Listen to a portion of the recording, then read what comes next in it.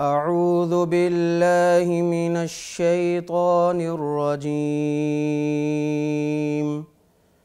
بسم الله الرحمن الرحيم. وإذ قال إبراهيم رب اجعل هذا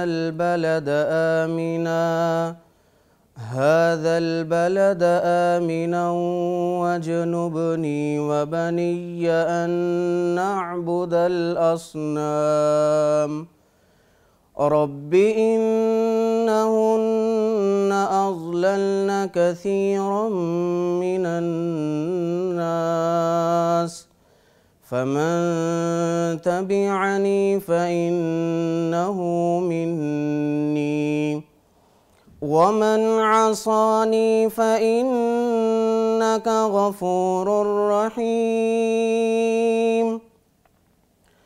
ربنا إني أسكنت من ذريتي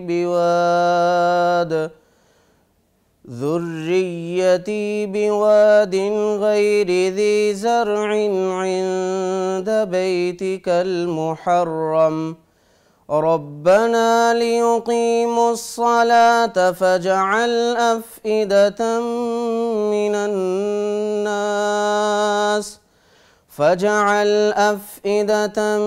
من الناس تهوي إليهم وارزقهم من الثمرات لعلهم يشكرون.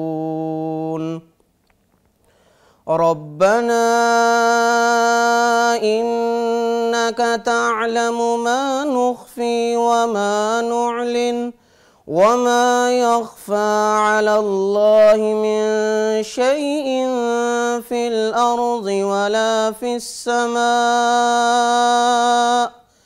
الحمد لله الذي وهب لي على الكبر إسماعيل وإسحاق إن ربي لسميع الدعاء.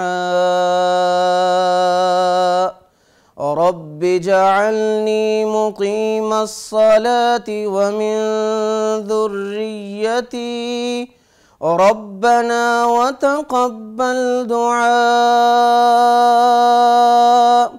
ربنا اغفر لي ولوالدي وللمؤمنين يوم يقوم الحساب.